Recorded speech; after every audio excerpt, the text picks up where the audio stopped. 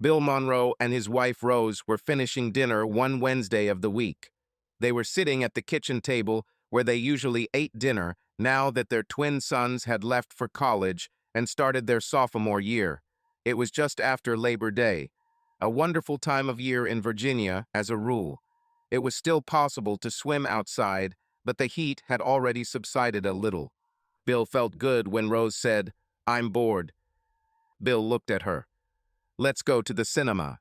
They haven't been to a movie theater since COVID hit. But now the theaters were open, even if they were not thriving. She smiled slightly. "I didn't mean right now. I was talking about our lives." She smiled at her husband. He knew that smile. She joked with him. Bill smiled back. "Maybe we should find other people." She looked at him with a certain sharpness. She said, "You're kidding." "Yes, I wasn't kidding. It was my idea, what I was going to suggest. It's not a joke." Bill looked at her again. That smile. "But," he said, "maybe you should make it very clear if you weren't joking." Both of them were lawyers. Rose worked in her own firm, which focused primarily on family law. This meant divorces, mostly. Bill worked for a firm in Washington, D.C., where he handled white-collar cases. Prior to this, he practiced criminal defense of all types. So Rose and Bill could speak clearly if they wanted. Or they could be confusing, as Rose did with her opening statement. Rose said, "We've been exclusive for 23 years. They were both 44. And, "Now you don't want it?" Bill began to feel more than just irritated. His tone reflected this. "I want to experiment." "With sex?" "Yes. Sex with other people." This was already a statement, not a question. "Yes." Rose didn't lower her eyes. She didn't seem unsure. Her behavior was the same as in meetings with other lawyers. Bill didn't lower his eyes either. He looked straight into his wife's eyes. He nodded to indicate his understanding. He said, "Your proposal is..." She said, "I want to be able to date other men. Within our marriage. No divorce. No separation. Just a little side action, if you will." Bill didn't say anything. He still looked into his wife's eyes. The eye contact lasted what seemed like an hour, but was actually less than 2 minutes. Then he stood up and slowly walked out into the backyard. Rose watched him. She expected him to stop by the pool, but he didn't stop.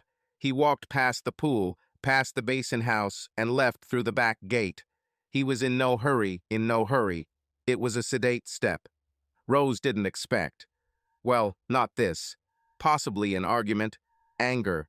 She was annoyed that he didn't express any of this. He showed no emotion. It was like a business meeting. She planned to start with this approach and then mellow out. But he simply matched her stoicism and left. It was alarming, to say the least. She prepared for the conversation as if it were a trial. She collected her arguments and tried to anticipate objections and reactions. But he confused her. Crap. She absolutely did not want a divorce, although she knew it was possible. Now it seemed more likely than not. Bill was shocked to the core. But he was trained to hide such things, and he was very good at it. But he knew he couldn't maintain this behavior for long. So he left, and he kept going. He was wearing shorts and a t-shirt and sneakers. He had keys and a wallet.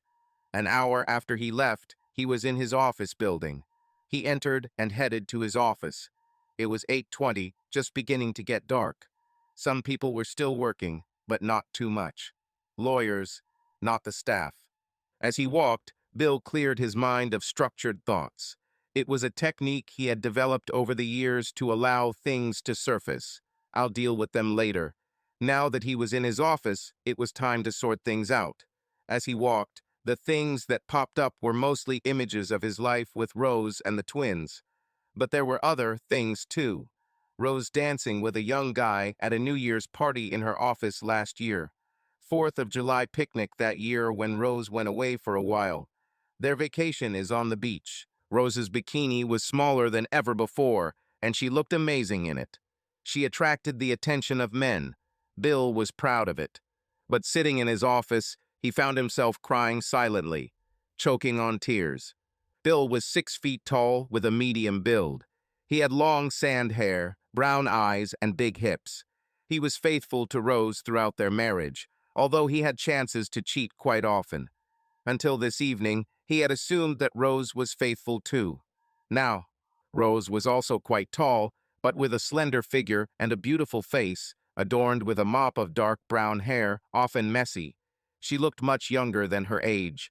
Bill was sure she had a chance too. He thought that perhaps it was some such chance that prompted her proposal this evening. He wondered if she had acted yet, because when he analyzed his impressions, his analysis was that she had someone specific in mind when she made this proposal. He didn't believe that her passion was limitless. There was some guy to at least activate this passion. He also came to the following conclusions. First, Rose was unhappy, to some extent, with their life together, probably with sex. Second, Rose will make an effort to change this, and she will not answer minor changes. Third, it is very likely that she will have sex with another man or men. Fourth, it is unlikely that she has already done this. So, he had to decide what he wanted under these circumstances. It was clear to him that his ideal was for this to never happen. And what? He assumed she was proposing an open marriage. Both are free to change. If not, the marriage will end, and she would know it. So, open marriage. He began to think about what he would do if this agreement took place. There were 2 women he would like to play with. One was a younger, single woman, Mary Clifford, a fellow volunteer at the food bank and shelter where he worked twice a month. He knew that she was interested in him, despite his marital status. The second was another lawyer at his firm, a divorcee, about his age. Nora Stanton, beautiful. He always had the impression that she would agree to his proposal, especially if he told her that his marriage had opened up. And he knew that there were other women who would be open to him. But there were many, many men who would have happily slept with Rose. There are many more of these than there are women for him. He decided that he needed to gather information without asking Rose. He needs to know what she really wants if this is a specific person who. While he was thinking this over, he stood up to go to the men's room down the hall. As he passed George Bailey's office, he heard him say, "Rose." Bill stopped a little to the side. George said, "What?" He said, pause. "Just left? How long ago?" Another pause. "So you have no idea that?" Pause. "I can check. I'll be back soon."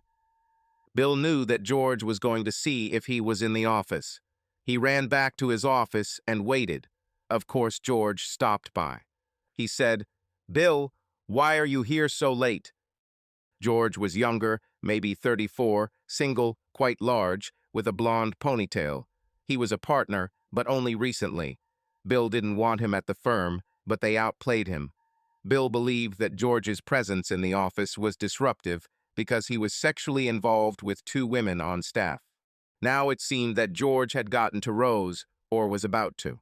Bill answered George's question with an expressionless, "Business." George nodded.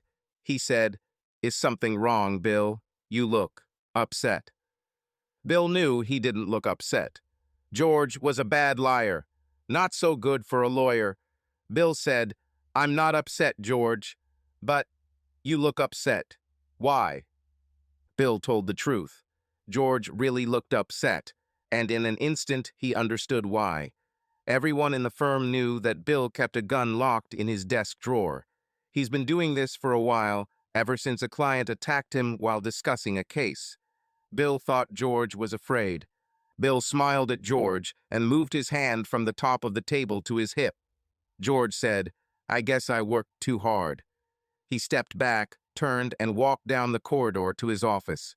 This time he closed the door. Bill, who had not opened the gun box, now opened it. He pulled out his 9mm Glock and checked it. He stood up and tucked the gun into the front of his shorts. His t-shirt covered him, but anyone who looked at him could see he was there. He walked around the office and found that he and George were now the only ones left in the office. He walked to George's door. It was unlocked and Bill entered. George looked at him and said, "It's nothing, Bill. Nothing." Nothing happened. Oh, really? Well, I think you're lying. You knew what she was going to say today. We talked. I mean, there's an attraction between us. But, but what, George? When you say nothing, you mean no sex. But what happened? And don't lie, George. You're no good at it. George was silent. Then he said, "We had dinner. We met on the dance floor one evening. Just danced. Maybe a few kisses. And now you want to sleep with her. I've always wanted this. Most guys would. You want to sleep with Nora. Here's your chance." "George, I'll only say this once. You have no right to Rose anymore. Rosie, not for you, never. No lunches. No dancing. No calls or messages. Understood?" "No, I don't accept it. There is something between us. You have to get over it. Sleep with Nora. I have many options for influencing you, George. A lot. And they will hurt you." George stepped back and his eyes slid back to Bill's belt. But he said, "We have security cameras, Bill. You would never get away with it." "Maybe I don't care." He pulled out a pistol. It was lowered to his right thigh. George almost shit himself from fear. He pressed himself against the wall. He said, "You win. I agree not to see her again." Bill thought he was despicable and really wanted to finish him off right there. But he would have to serve time, and Rose would get some other guy. Bill laughed at George. He said, "I won't kill you now, George. But if I go to the other partners and complain that you've been stalking my wife, they'll quickly throw you out of the firm. In fact, it could happen either way." I said I agree. I won't have any more contact. Bill nodded. He said, "If you're lying, George, and I find out about it, one day you'll be walking down the street and boom, and you'll disappear, and that gun will still be locked in my drawer. Got it?" "Yes, you're a bastard, and a cruel bastard. Now you're being reasonable." Bill went back to his office. He put the gun away and left the building. It was 9:30 in the evening. He caught a taxi and went home. Bill went into the house to find out what Rose was doing. He also needed to pick up some things if he decided to leave. His car, for example. It was just a Civic, but he needed transportation and loved it. He returned home a little before 10 in the evening. He heard the vacuum cleaner running. Rose was cleaning the living room. It was her way of calming down when she was nervous. Bill clapped his hands loudly to get her attention. He waved her into the kitchen. The vacuum cleaner stopped, and she followed it to the same table where she had started this conversation a few hours ago. They sat down and Bill said, "You can't have George. He won't answer your calls. Are you crazy? He's a partner in my firm, and he's an asshole too and rusy." Rose turned white and then red. It was interesting to watch her face. She said, "What did you do to him, Bill?" "Not as much as you and him, Rosie." "Fuck you, Bill. I could throw him out of the firm for what you did to him. We've done almost nothing. But enough. What were the specific details of your proposal?" She looked at him angrily. "I could have other men. You could have other women, if that's what you wanted. We would. Be discreet. You went to dance with him, Rose. Not discreetly. It wasn't in a place where we would be recognized. But Rose, you should have known that as soon as I find out who you're sleeping with, I'll throw him out. It's one thing to have a boy toy as your personal trainer, but it's a whole different thing to do it with the guy from my work." One of the things I was going to say was that we wouldn't discuss our other lovers. Such stupidity. He would have boasted at work, and I would definitely have divorced you. She sighed. "Well, can I have a boy toy then? I'll think about it, but I want to say that this will probably end our long relationship. Regardless, I will cheat too. Why can't we just, I don't know, ignore a few nights out, for both of us, and continue our marriage? Are you really that unhappy with our life the way it is?" "Yes. Sorry. But yes. I thought we were fine. We have sex. More now that the boys are out of the house. Isn't he good?" He's normal. He used to be great, but I need something different. Rose, you know me. Do you believe I would just have casual sex? Think about it. If I went with other women, what would happen? She was silent for a while. She started fiddling with her hands. She said, "That bitch Nora." Bill shrugged. "What would happen, Rose? You'd end up with her or that other one from the food bank. She's younger and really wants you. But you wouldn't have stayed with George. He's big and you wanted a thriller too. We're opposites in that way. Almost like the opposite of sexual stereotypes. You were warned, Rose." She got up and went upstairs. Bill heard the shower turn on. He went to the pool house and took a shower there. He wrapped the towel around his waist and walked back into the house, going upstairs and going into their bedroom. Rose was in bed under the sheets. They made love. They were falling asleep when she said, "That was great. Thank you. But it doesn't change anything." "I know, it's sad, Rose. It doesn't have to be sad. We'll see. I have some decisions to make. Please don't secretly cheat on me." "Okay." Eventually, they fell asleep. On Thursday, Rose went to work as usual. Bill called his assistant and said he would be late. He had no meetings in the office. He researched the state's divorce laws. He came to the conclusion that if they separated, there would be no alimony, and one would buy the house from the other.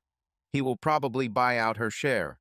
It wasn't a big problem financially, but his boys will probably suffer, and the grandparents were all alive and well. None of them would approve divorce, but no one in the family would understand an open marriage, and he believed that they would find out sooner or later. The worst thing is that they would have to live separately without sex with each other for 6 months. He composed an email to 4 parents and saved it in drafts for later use. The boys would have to be told over the phone. He will decide when, but the sooner the better. If Rose was going to ruin her marriage, she needed to go through all the consequences. Then he sat down and wondered if he could stay with Rose if they both cheated. He knew other couples did this. He opened a browser and explored it. What he came to after 2.5 hours was that this whole idea of an open marriage is nonsense. And polyamory too. This was all just his due diligence. From the very beginning to the end, he knew that he could not do it. Maybe if he and she were younger and weren't exclusive for so long, something could be worked out. Or if they were very close to a certain group of people or another couple, multiple sexual relationships could develop without fatal discord. But maybe not. All this imagining situations where it might work only convinced him that his marriage was over. He opened a word processor and struggled to draft a separation agreement that included divorce. He printed it out, read it, and signed it. Made a copy for myself and one for Rose. He left a copy of it on the kitchen table. He then made a PDF of the agreement to submit the next day. He called the firm's bailiff and arranged for Rose to be served with the papers at work on Friday. Afterwards, Bill felt exhausted, but he went to the pool house and looked around. There was a futon sofa, and he made it into a bed. It was a double room. He needed sheets, a clothes rack, and a chest of drawers. All this would fit. He went to Walmart and bought everything he needed. He also bought a lock for the pool house's sliding door. He brought it all back and settled down there. There was already a microwave, a small refrigerator, and a 2-burner stove. It was 5 o'clock. Rose will be back from work soon. He went upstairs and put on his sports clothes. He left through the back door. He ran for an hour at intervals. When he returned, Rose's car was in the driveway. She was sitting at the kitchen table with papers in front of her. She cried. She looked up and said, "Can't you at least try? I thought long and hard, and I couldn't stay married to you if you slept with other men, even just one, even just once. I tried to imagine what it would be like. It would be very dangerous. Then no. George didn't answer my calls, but I have other plans for Friday. So be it, Rose. I'm so sorry we can't go the whole distance." She jumped up and ran upstairs, but then she turned and lunged at him, clearly intending to do real harm. He dodged and hugged her. He lifted her off the ground and simply held her. She struggled, gasping and puffing. Then she went limp. He whispered, "Can I let you go?" She cried, "I don't want you to let me go, Bill." Bill carried her upstairs, threw her on their bed, which was still their bed at this point. They looked at each other. He said, "I don't understand. Rose, you're breaking my heart." She was still sobbing, but not as much. Bill watched her calm down. She looked so sexy. She said, "Well, you brought me here. Now what?" He made love to her. She pressed herself close to him. She said, I had these desires. I couldn't tell you. I'm sorry." "Apologizing won't help, Rosie. You're mine now. Whatever I want, whenever I want. Got it?" "Yes, sir." Bill could see she was so excited. But he said, "Now I want an explanation of where this came from. I mean, we've been together this whole time. You're an outspoken feminist. What?" "My friend's boyfriend, her lover, did things to her. I eavesdropped a few times. I snooped once. And when I was in college, I let a wrestler, dominate me. But you are an outspoken feminist. I, intellectually, I don't believe what you did to me. But you can do this to me any time. I made the wrestler promise that he wouldn't tell anyone. And I let him, whenever he wanted until he graduated. Is that why, George?" He was so confident. He knew what I wanted, and I knew he would give it to me. And also, he's a big, strong guy. I've always loved that. See you. That is, that weakling. Coward. He told me he was a black belt. When he said that, it meant two things. Did you have sex with him?" "No, just talking. Little by little, the talking became heated, and I was going to let him do what he wanted. But did you scare him?" "Yes, for now, at least. I had a plan for tomorrow. 2 guys from the audience. One of them. He knew I agreed. Have you cheated on me before, Rose? Honestly." "No. I somehow suppressed it all. We had boys, but now they're gone, and I saw this video on my phone. But Billy, I just couldn't tell you what I wanted." "And you didn't really want this with me, did you, Rose? You were great. But you wanted it with some guy, not your husband, a big guy." "Yes, I admit it. Will I have to punish you again?" And he did it, and the result was quite impressive. They played all evening and fell asleep. On Friday morning, Bill woke up and took a shower. Rose joined him. Then he told her to prepare breakfast. She was getting dressed for work in the bedroom after breakfast. Bill looked at her. Her bottom was red. He pointed at it. "It hurts?" "Yes, a little." "No panties today. I want you to always remember who controls you." "Yes, Bill." She dressed without panties, and they went to work. Without panties at work, she quickly got used to it. She knew why she had these submissive desires. However, she didn't know what to do about it. She was absolutely sure that submitting to Bill would not be satisfactory in the long run. She felt like there were some men, not many, who could see what she wanted and what she would do. And if she had met one of these men when Bill was not around, she would have become his obedient woman. Sooner or later, this will happen. It was a dilemma. Bill also had some second thoughts about dominating Rose. It was fun, that's for sure, but he didn't think he could stand it for long. This woman had been his wife for many years. The things he did to her on Thursday night were so humiliating. Part of his satisfaction came from seeing this as retribution for Rose ruining their lives. He concluded that he could push things a little more, but also that there was a limit. He wanted marriage, not a master-slave relationship. He didn't see how the two could be combined. But he decided to try because the alternative was bad. On Friday evening, when they returned from work, Bill ordered pizza delivery. He and Rose were careful with each other. Finally, after the pizza arrived, she said, "I enjoyed it last night. You did too. But—" He interrupted her.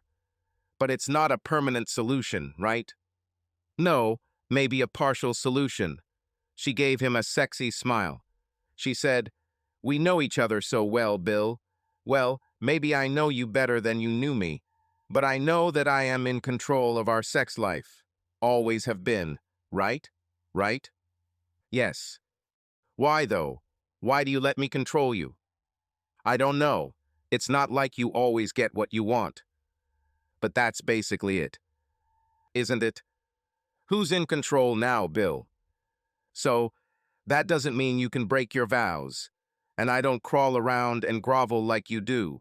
You just have some control. I can break my vows if I want, anytime. The only question is what you will do. I told you, Rose. We'll finish. You didn't say why. I mean, I wouldn't throw it in your face, unless you wanted to hear about it. I don't see how it could work. Even if we never talked about it, I would know. You would have sex with another man, or men. Eventually, everyone will find out. So, you'd be embarrassed. Yes, yes, I would. Even if you slept with Nora. I couldn't. Keep my own wife. All I want is one or two more of these. It's not much if you get the same concession. Yes, it is, Rose. Rose deflated. No solution. And no sex now either. Bill walked out onto the patio. He sat there, considering his options. He concluded that he had only one option to file for divorce. Rose was going to cheat. They both knew it. They went to bed almost without talking. Bill then said, "I know you're going to cheat. I'm asking you to wait until we get divorced." She hissed, "Fuck you, Bill." He hissed back, "Don't sleep with me again, Rose. Never again." She got up and left the bedroom. She didn't return. Bill assumed she was sleeping in the living room. The weekend went pretty much the same way. They were cold to each other. On Sunday night, Bill asked her if she could refrain from cheating until they divorced. She said, "That means 6 months of no sex for both of us." "I know, but I mean, I wouldn't want to be a cuckold." "You wouldn't be if you agreed to my proposal." "Listen, I'm going to draw up a separation agreement if we can reach one. Do you want a house?" "No, I don't know. Do you want to?" "Yeah, maybe we could just use separate rooms. I can move into the pool house. It could all be finished in a year. I'll buy your share of the house."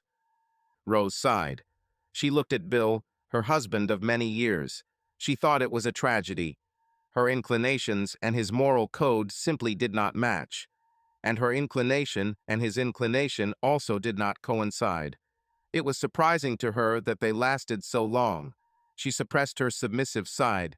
She even somehow dominated Bill. It was weak, but it was there. She thought she could go further with this. She could make him crawl. She had known this for some time, but she held back from it because she believed it would end them. She said, "I'll draw up a separation agreement tomorrow, but I won't agree to be celibate, and you don't have to be celibate. 6 months. No way. Well, I guess we could lie, still have sex."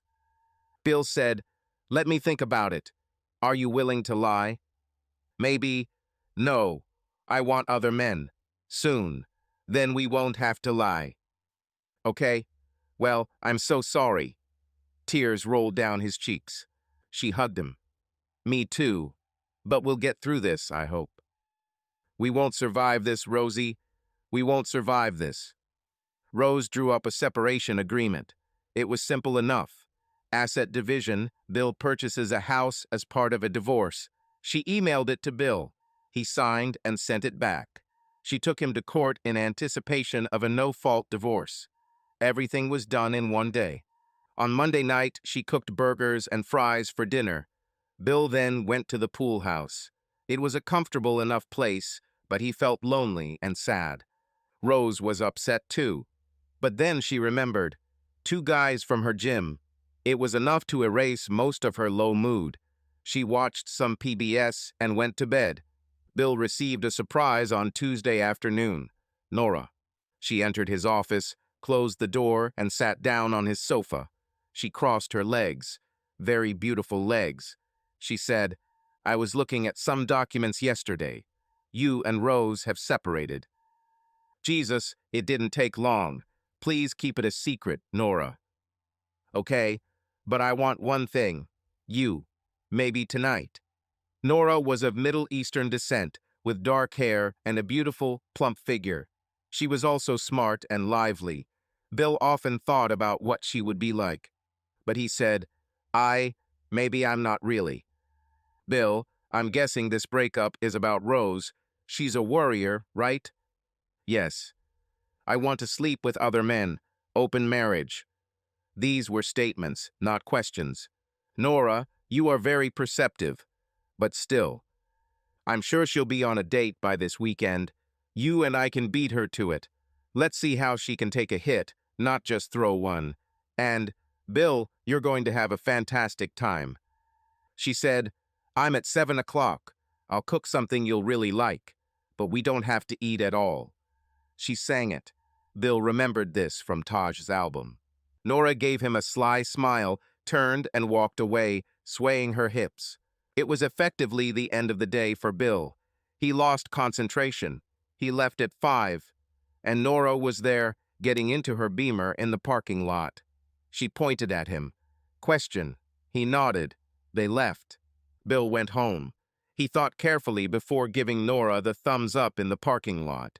He suspected that Rose and Nora had some kind of contact, perhaps even an arrangement. But he didn't know this. He thought it didn't matter in the end. If Rose set him up with Nora, then so be it.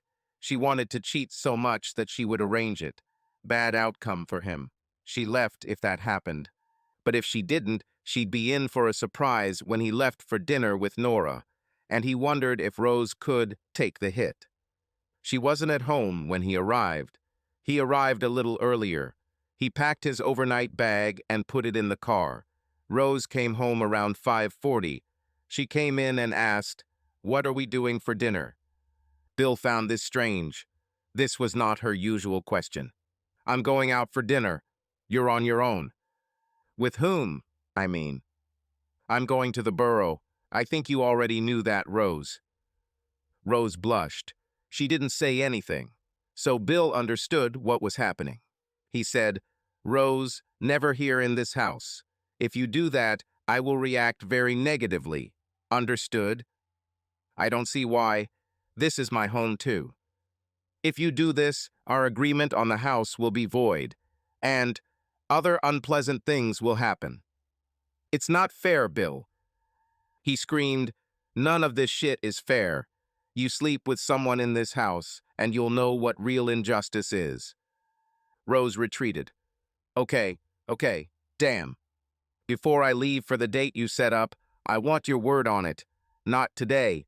Never. Is that clear? Yes. Did you plan to do this here today? No, not today. But you can use the pool house for your meetings. Go to your boy toy.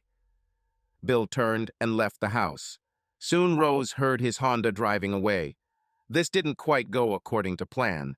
She should have known that Bill would suspect trickery between the women. But he also had to understand that this was only possible because Nora wanted him so much. Maybe he understood this. Meanwhile, she will have to wait until Friday to have sex with another man. She planned for Wednesday in their house in the guest room. But no. She called her gym boy toy Troy. She said, "I have to cancel Wednesday, but I'm free Friday after work and all weekend." He laughed. He said, "Me and Biggie, right? All weekend?" "Yes, if you two can handle it. About Rosie, we'll wear you down. But only with you. My husband will not tolerate me cheating on him in this house. You know, I saw him last month. I could deal with him. He doesn't seem all that strict to me. Just stay away from him, Troy. It's for your own good, trust me. And I don't want to get a divorce. I just want some variety. Okay? If you change your mind, let me know." He gave her the address of his condominium. Rose settled down to watch PBS. Bill arrived at Nora's house exactly at 7.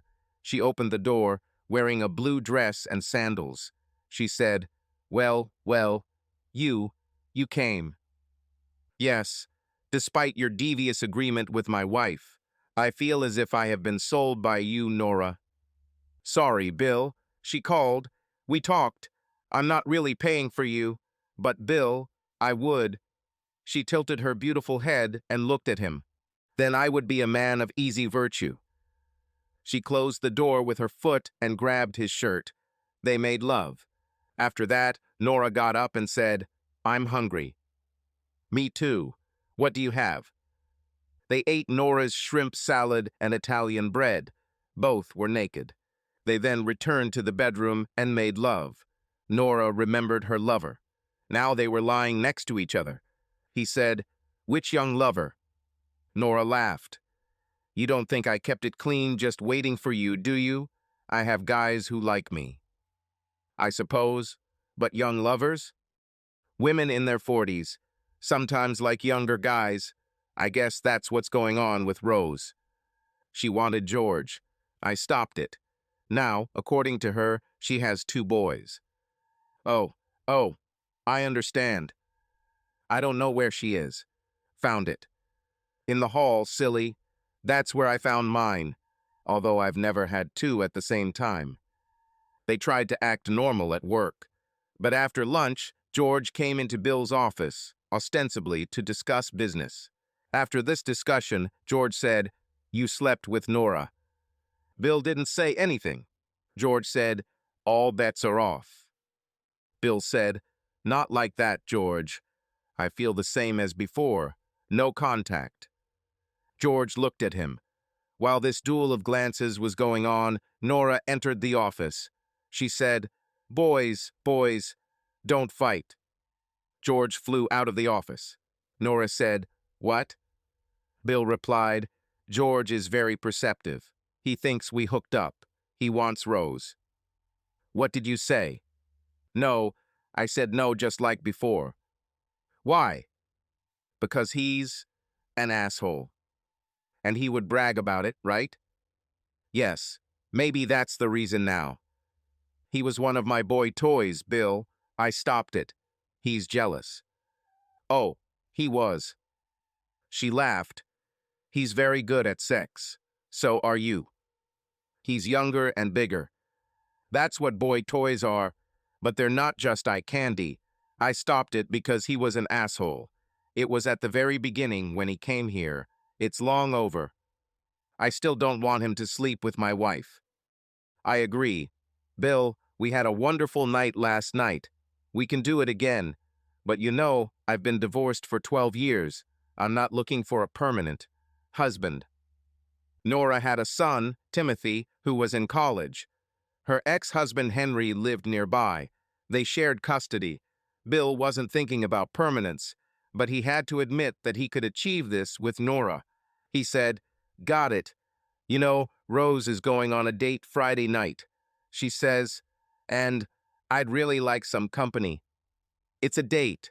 Let's go dancing and have dinner, and then come back to me for the horizontal mambo. She gave him a lewd smile. It sounds good. He grinned at her.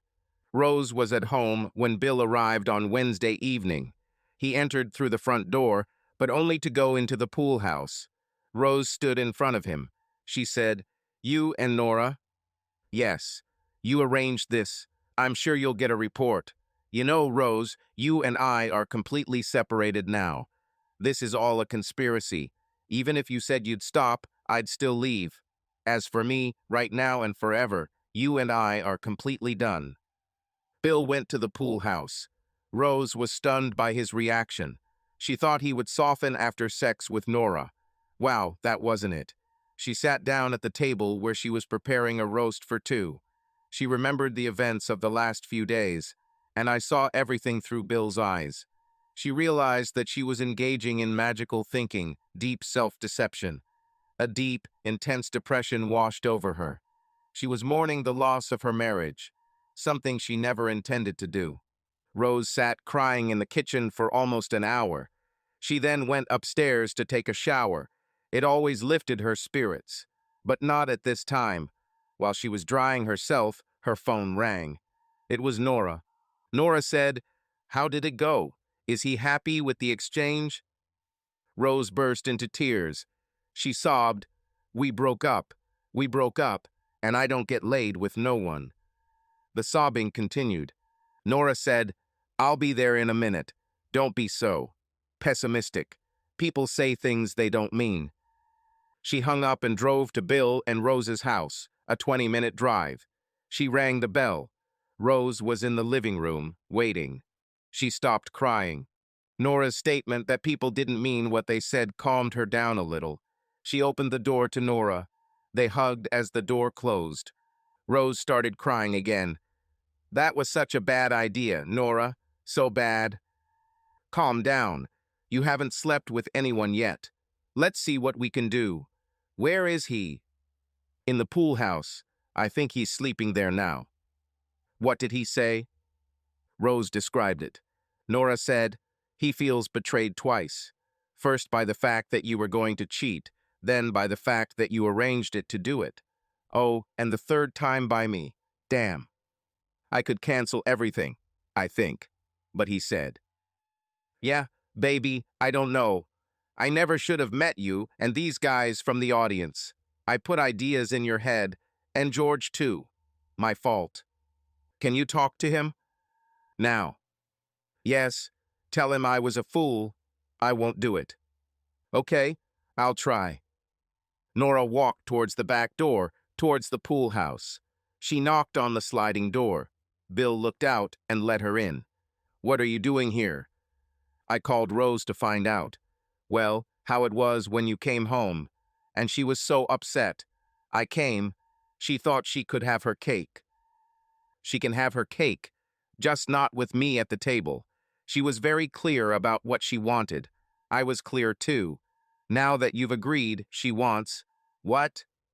"Okay, Bill, I admit what we were up to. But my part was because, you know, I've always been interested in you. She has something you can't give her. And I have to wait for someone random to do it. It won't work. She says she won't do it. I don't believe it. She can put it off, maybe, but sooner or later she will do it. I have accepted the fact that she and I are not sexually compatible. We are no longer suitable for each other. You should see what happens if she tries it once, just once, then talk. You tried it too." "This is sophistry, nonsense." "Why? How would it hurt you?" "This will ruin us, Nora. Maybe I'm a creep for feeling this way. I can't do anything about it. Neither can she. So we're screwed. The sooner she realizes what she's done, the better." "No hope? At all?" Bill shook his head. Then he said, "If she does leave this weekend, I won't need you anymore, Nora. I didn't know you and her were so close." "We weren't. What about now? We both seem to have lost you." She turned and left. Bill changed his clothes and went for a run. Nora stayed with Rose. They were both drunk on Chardonnay. We fell asleep in the living room with the TV on. All three returned to work on Thursday. Nora was late. Bill arrived on time. He made several financial adjustments in light of the separation. Nora tried to talk to him after lunch, but he brushed her off. He had his meetings and went home. Rose was late for work too. She didn't have a busy day, so she became gloomy. From time to time, she fell into deep memories of better days with Bill. She abruptly emerged from these dreamy dreams with excitement accompanied by despair. But by the end of the day, she was furious with Bill. He was unreasonable. Either he will change or he won't. She was going to cancel Friday's barbecue. But when she got angry, she decided to save the date. If her marriage died because of her whim, then she might as well enjoy it. She returned home, but did not see Bill. He was in the pool house. She knew it. She ate a small dinner and drank a bottle of wine. On Friday, she got up early and went to work. Excitement replaced despair, although maybe not completely. She got home at 5, got dressed for sex, and went to Toby's apartment. Bill saw her drive away. Meanwhile, at the pool house, it was Bill's day when he was supposed to be working at the local shelter. Mary Clifford worked there. She was a woman of average height in every respect. She was 5'6", slim, with short brown hair and brown eyes. She had a beautiful face and was cheerful and sincere. She worked at the orphanage on weekends and in the evenings. She worked as a high school physical education teacher. She was popular among high school students. Mary never married. She loved both men and women, but she had a long relationship with her boyfriend, Bobby Horton. He was basically a fool and didn't want to get married. She reached the ripe age of 30 without receiving a proposal from Bobby, so she stopped communicating with him. It was 2 years ago. Since then, she has dated men and one woman. She preferred men, but used women as a break from the action. Mary saw Bill enter the shelter's food bank office. He looked good as always, if a little sad. This alarmed her. Mary knew Rose for 2 days, some time ago, when Rose came with Bill to work at the food bank. She thought they were probably not right for each other. So when Bill looked sad, Mary sensed an opportunity. She always liked him, even though he was older. He was smart, handsome, and kind. Also strong. He could throw around boxes of quarts of soda like nothing. The two of them worked together, taking the food out of the bags and putting it on the shelves. It was hard work. They took a break at 11. Mary led Bill outside, turned and pushed him onto a picnic bench. She said, "Something is wrong with you. It must be because of your nasty wife." Bill was surprised, even shocked, but he was also intrigued. "How did you know that, Mary?" "I'm a good judge of people, and you know you like me." She decided she wanted other guys, so we broke up. I'm going to divorce her. Even now, she's probably sleeping with some younger guy. She's an idiot. Do you want a young woman to sleep with you? God. I'm serious, Bill. You can come see me after we're done today. She gave him a sweet smile. Then she added, "If you come, you'll never want her again. I guarantee it." The next smile was not sweet. He looked at her. She went from a pretty, reliable woman to a slutty seductress in the blink of an eye. What else could he do? What else could she do? He said, "I agree." They kissed. She then led him back to work. He found it very difficult to concentrate. Various unusual events captured him and knocked him out of his stable life. They finished around 5. Mary said, "Follow me to my house. Don't get lost." They parked in a parking lot next to a garden apartment complex. Mary had a ground floor apartment with a sliding back door. As soon as they were inside, she attacked. She whispered to him, "We're going to have such a good time." And they really did. "I knew you'd be great. You're as strong as any boyfriend I've ever had. Let's eat." She put the calzone from the freezer into the oven. They waited for her to get ready.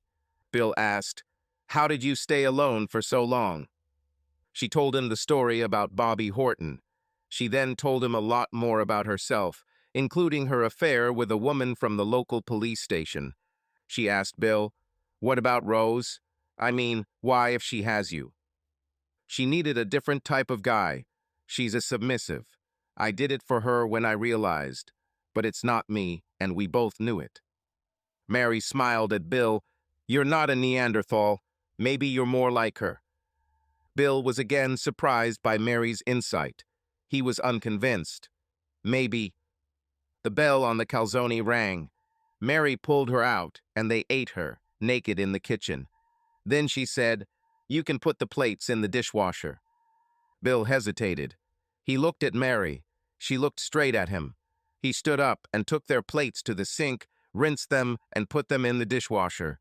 When he turned around, he felt awkward. Mary was very pleased with this. She said, "Don't worry, Bill. I'll never tell. It's between us." Who would have thought that cleaning the kitchen could do this? Mary sat thinking. She decided to be open about what was happening. She said, "Bill, from now on you belong to me. Do you understand?" Bill felt a thrill at her words that he couldn't hide. He said, "Yes, I understand." "What do you understand, Bill?" "That I belong to you, Mary. Oh, God, you have all the power. You don't have to worry. Just obey me." "Fine." They relaxed a little. She said, "Bill, We need to think this through carefully. I don't want a total wimp in my life, but I want you in my life. We shouldn't advertise this. I know. Your children, your family, your work colleagues. It would be too much for them to understand. We can work it out, Mary. I've never been so excited in my life. You need to set our boundaries. They got up and watched the movie on Prime. Mary made him sit at her feet. When they went to bed, she said, "You are no longer my slave, until I say so again." Bill stayed all day on Sunday. They walked around, and then he cleaned the house for her naked. She said, "I could get used to it. You missed a spot on the refrigerator." On Sunday evening, they both returned to his house. Well, to the pool house. It was 7. Mary was impressed with how he arranged it. They discussed the food bank and some logistical issues. They were dressed. They made love. This was very satisfactory for both of them, and Bill seemed to have regained his masculine strength. Then the lights above the pool turned on. Bill put on his shorts and went outside. Rose looked out the kitchen door. She waved to him. He turned away. But Mary saw Rose, and she came outside, naked. She waved to Rose. Rose went outside. She said, "Hi, Mary. I see you got him." "Yeah, just needed a chance." She gave Rose a sweet smile. Rose was wearing a robe. She looked at Bill and threw him to the ground. She smiled at Bill. "I had a good time, too." Mary approached Bill. She said, "It's mine now. You can't have it anymore." Rose was stunned and angry. She was angry from the moment Mary came out naked. Rose ran inside. Mary saw this and said, "You're such a nice guy, Bill. I almost showed her the red marks on your butt, though." He said, "I'm glad you didn't. I think she got your message anyway." Mary laughed. "She'll understand soon enough." They went back inside and again made love. Rose couldn't see inside the pool house, but she could hear very well what was going on there. At first, she was furious. This bitch took her man, her husband, but when the sounds of sex reached her room, she started crying again. This was another moment when she again realized that her marriage was over.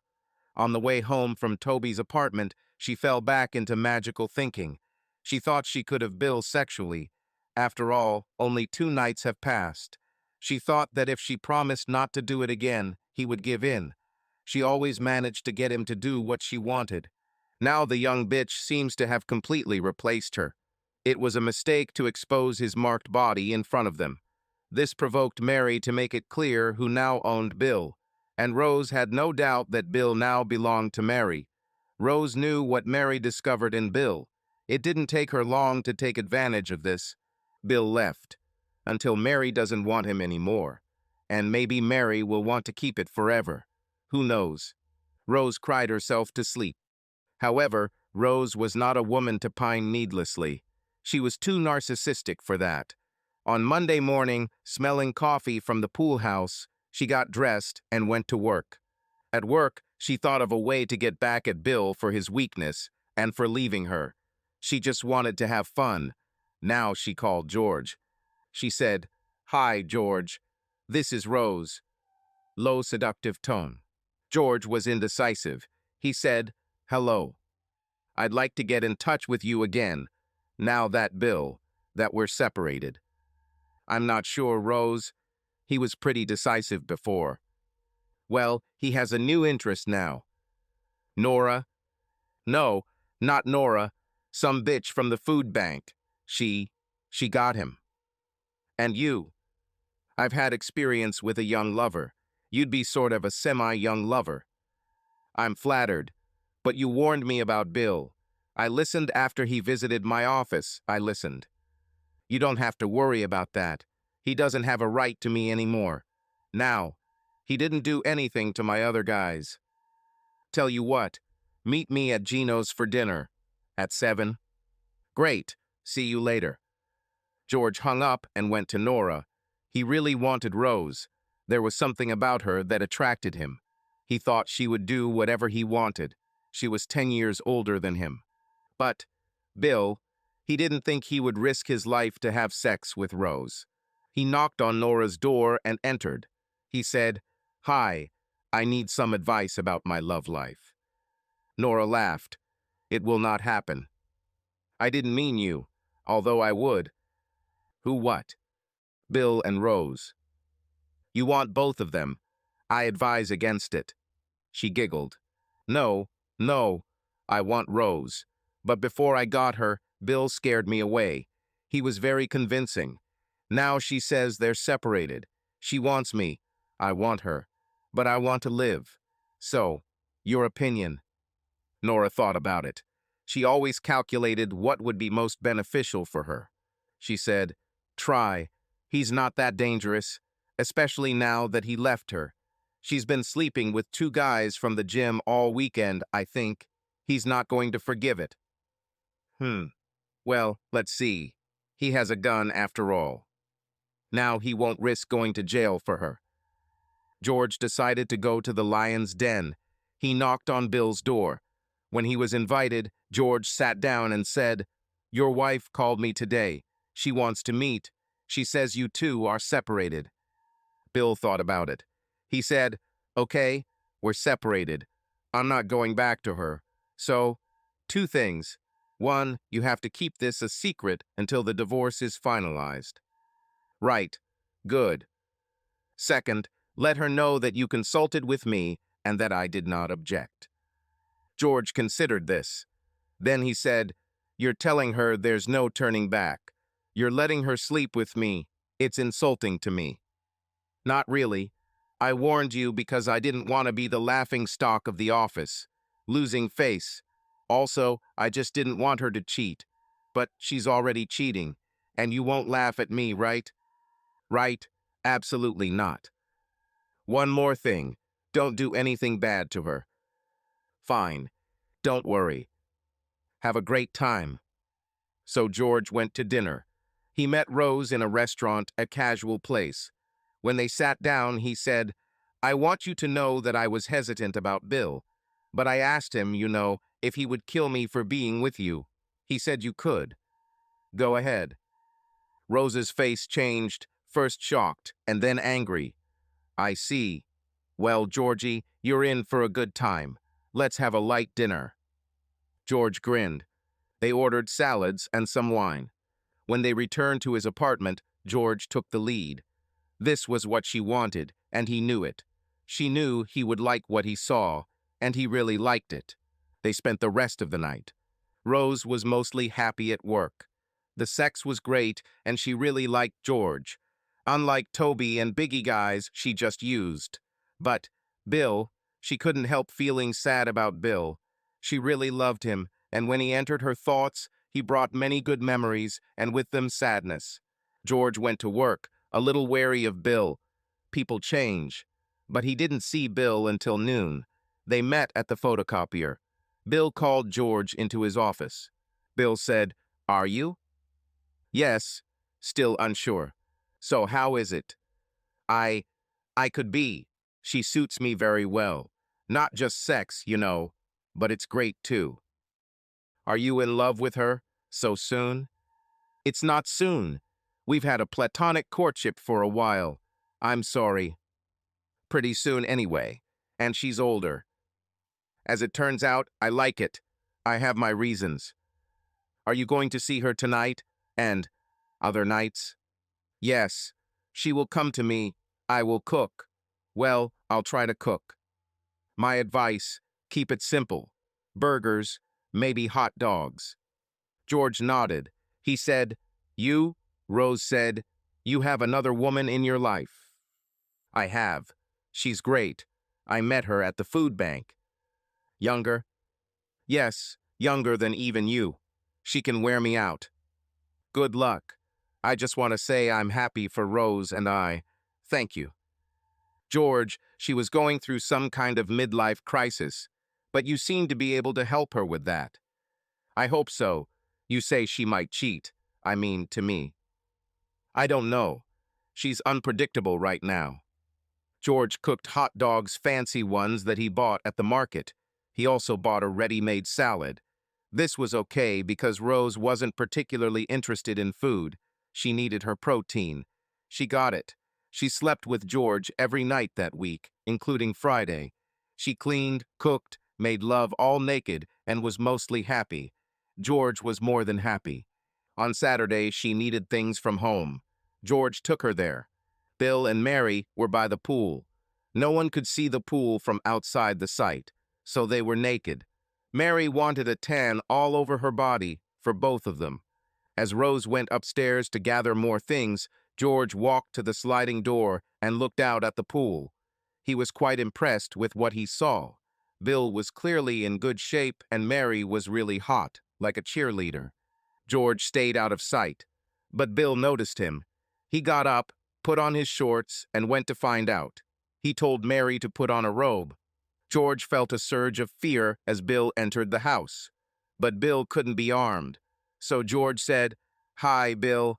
We just stopped by for Rose to pick up something." She could have warned me. I mean, you came with her. Mary was sunbathing. I saw it. She's sexy. Rose, who came into the kitchen, said, "Who's sexy?" George jumped. Bill laughed. He said, "George got it. Mary." Rose hugged George from behind. She said, "Which of them is the handsomest, George?" "You, Rose, without a doubt." Bill said, "Doesn't that make you the evil queen from Sleeping Beauty, Rose?" Rose was annoyed for a moment, but then laughed. One of the main things she liked about Bill was his quick wit. She still liked it. She said, "No doubt about it, I'm evil, Billy." She smiled at him. George felt uneasy. Bill noticed this. He said, "Why don't you two stay for lunch? I'll cook." He liked George's awkwardness. George just wanted to leave, but Rose said, "Great, let's go out to the pool." George felt that the situation was getting out of his control. He had to be in control, but he went to the pool with Rose and Bill. Bill said, "George, this is Mary. Mary, this is George. George is Rose's boyfriend." Mary waved her hand at him. She said, "Hello." Bill noticed that she looked George up and down, and George did the same to her. Everyone sat down. Mary said, "We could use some extra help from the food bank if you two have the time." Rose said, "I should have spent more time there with Bill." She looked at Mary. Bill smiled. "Well, Rose, Mary would still be an outsider if you kept your promises." "Yeah, I know." She turned to Mary. "I thought he loved me enough to share a little. I guess I was wrong." Bill said, "George, are you going to share Rose?" George was stunned. Bill seemed to assume that he and Rose were a couple, and after thinking about it, he liked the idea. He said, "No, I wouldn't like it." Rose moved onto his lap. She kissed him. She looked at Bill and said, "He's great." Mary said, "But George, Rose won't give you children. Maybe just one." She was a real provocateur. Bill couldn't help but smile. Rose turned pale. She said harshly, I can have children. God, Mary." Mary said, "Sorry, Rose. It all happened so quickly.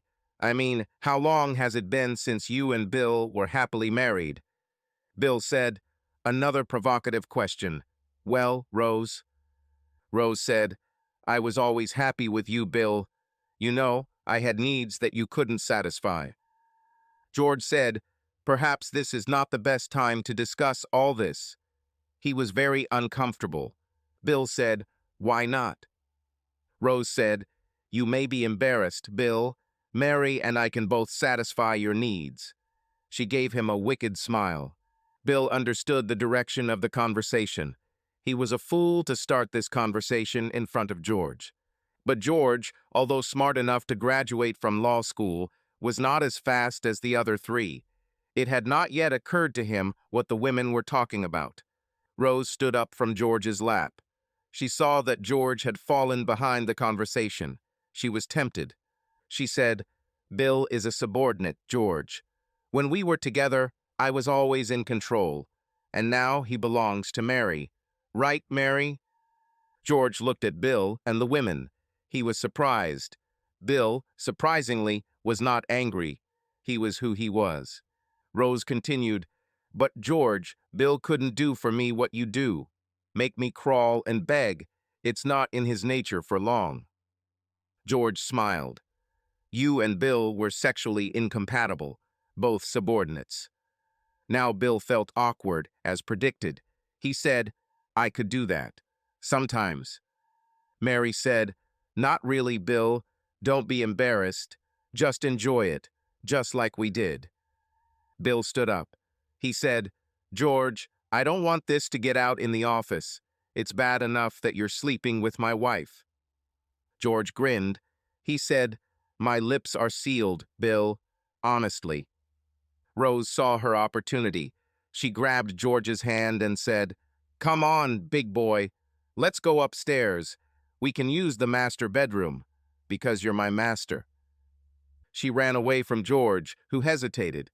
But then he seemed to realize that he was in charge. He ran after Rose. Bill was depressed. It all threatened to be too much for him. He knew he should have been angry about the way it all happened, but he wasn't. Mary stood up and walked towards the pool house. She said, "Come with me, Billy. Time to show me how submissive you can be." The next day at work, Bill walked into George's office and closed the door. He said, "George, I really meant what I said about keeping sexual matters out of the office.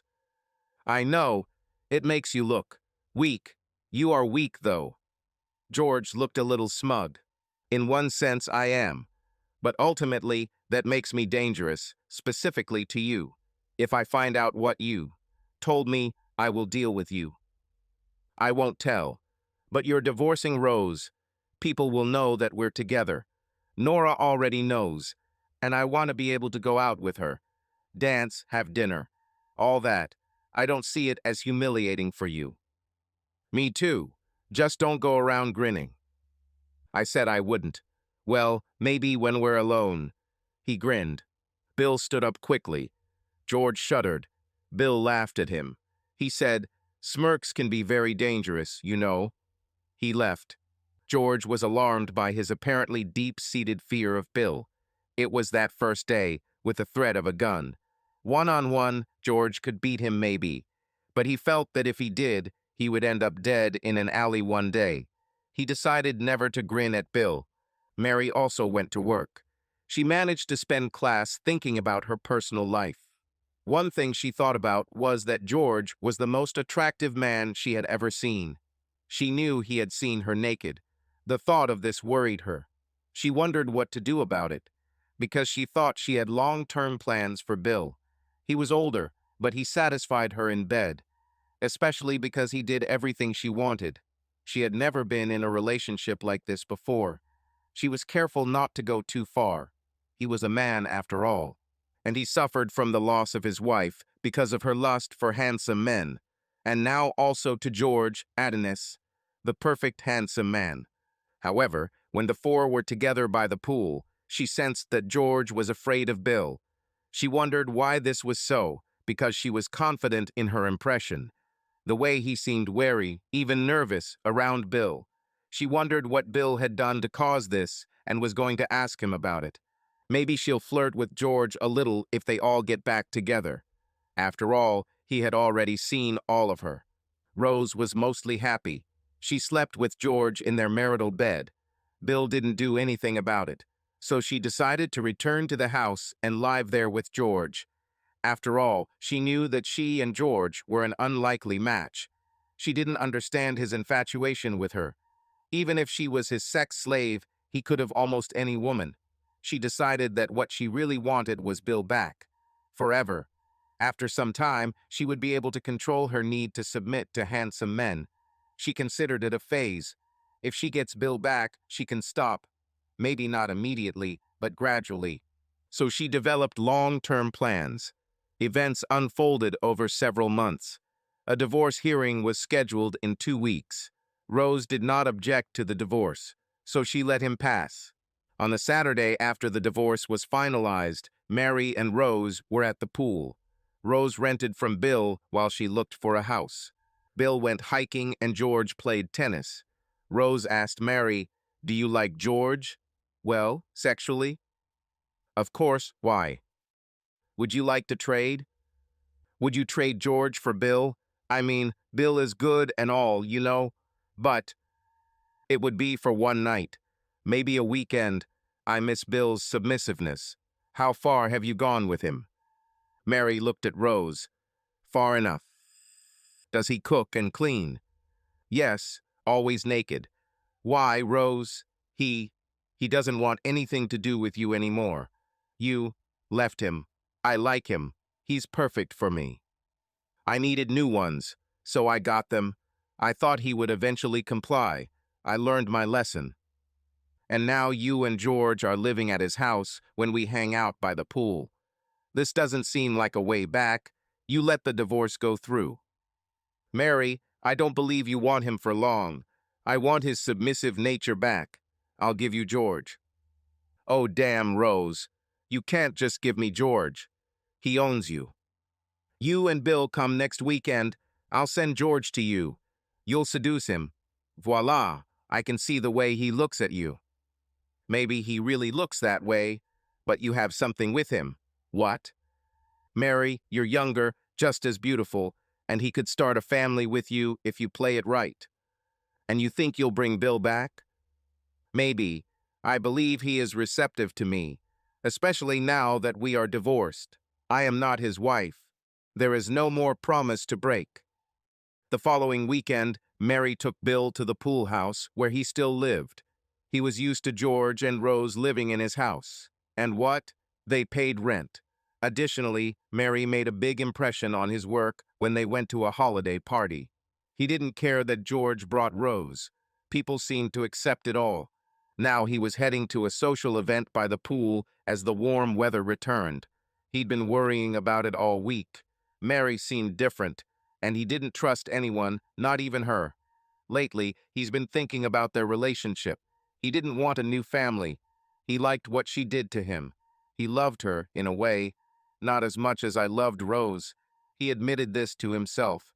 Even if she became slutty, so is he, after all. It was sad. But Mary balanced everything. Until now, at least. Now he had a bad feeling. His gun was not in the house. It was hidden in a small safe in the pool house. When they got to the pool house, Mary made Bill take off his clothes. He resisted. They had to communicate with Rose and George. She insisted, and he obeyed her. He liked the idea that he was doing this for her, despite his own desires. It was part of his basic nature. Bill looked at the pool. George was lying there in his loose swimming trunks. Rose told him what she was planning, so he wasn't surprised when Mary went out with Bill. He was naked, and she was wearing a translucent robe. She sat next to George, who was staring at her, and paid no attention to Bill. Mary said, "Bill, go help Rose with the cooking."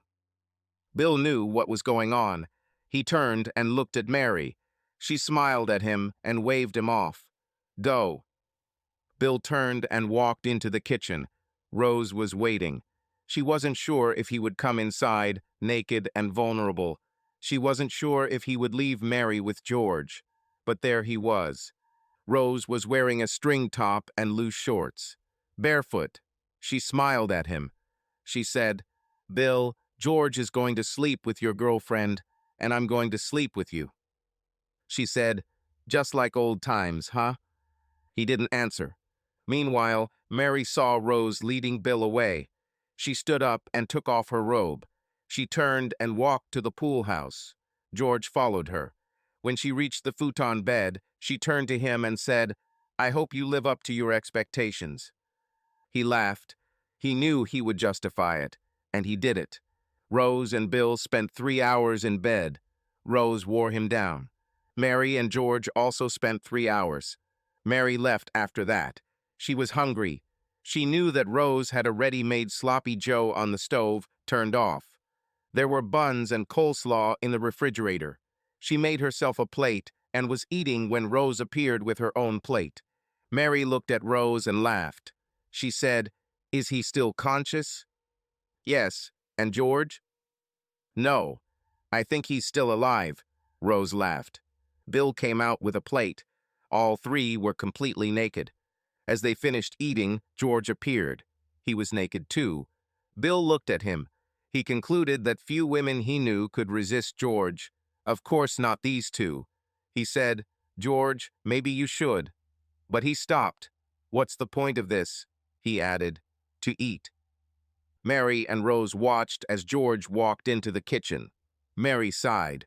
Rose was more used to it. Bill watched the women watch George. He concluded that Mary was temporarily lost to him, but that Rose would be available. When he read about dating for 40-year-old divorced men, he learned that divorced women want sex. Rose was divorced. The three of them watched as George returned with the plate. Fully naked, he looked impressive. He ate quickly and a lot. He looked at Rose. "Dessert?" She stood up and went inside. She returned a few minutes later with a chilled chocolate cream cheese cake. She had plates, and she cut the cake and passed it out. Bill thought she looked so fantastic, naked, serving cake. The next morning, Bill cooked bacon and eggs for breakfast. All four were very hungry. Then George said, "That was very nice, wasn't it, Bill?" Bill knew that George was nervous about the possibility of gun violence, but he had already passed the stage of anger. He thought about George, who slept with his wife and his new girlfriend. He decided he had to keep George a little on edge. He also realized that he, Bill, needed to evaluate his own needs and desires. Bill, smiling at George, said, "I had a great time." His tone was calm, and his gaze at George was not very reassuring. George nodded. The women were both interested in the exchange, but weren't sure what it meant. Rose asked, "Bill, where are we all now? How is this all going to work?" Mary chimed in, "Yes, for interested minds."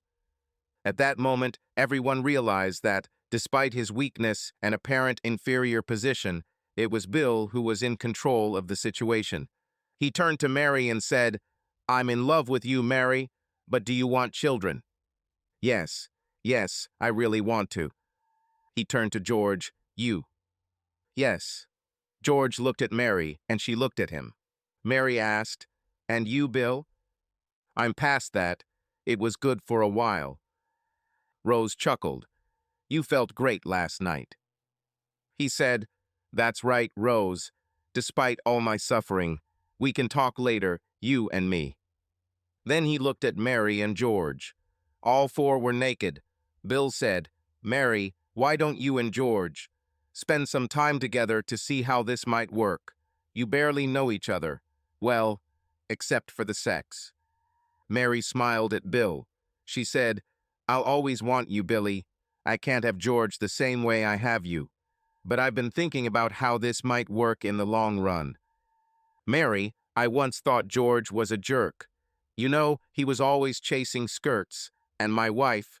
But I think he'll probably hold on for you, and you'll never know how interpersonal relationships will turn out. I'd say give it a try, because to answer your question, I don't think we could continue like this without you looking for someone else. Or me, maybe." "Okay." She looked at George. She said, "Come on, big boy. Time to continue my thorough research." She led him to the pool house. She closed the sliding door. Rose laughed. She said, "I think George might be busy. So what now? You gave that woman away, Bill."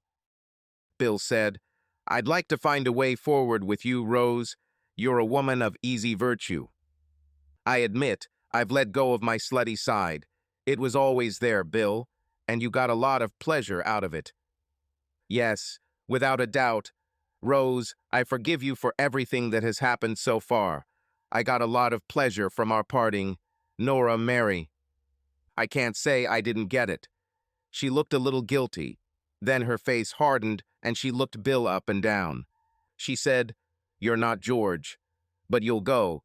He was dirty and never cleaned up after himself. And he didn't cook. Plus, you're a lot smarter." Bill laughed. "Really? You can spend the night with me or with him.